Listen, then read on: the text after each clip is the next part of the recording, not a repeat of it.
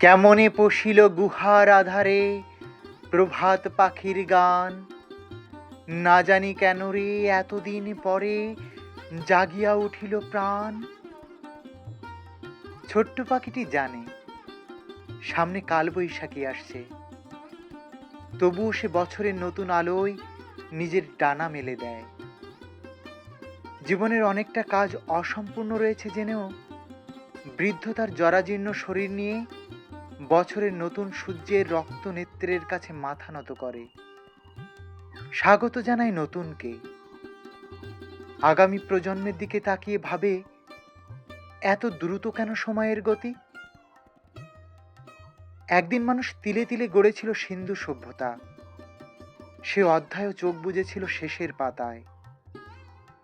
বুকে ভয় নিয়ে মানুষ আবার গড়েছে, এসেছে নতুন।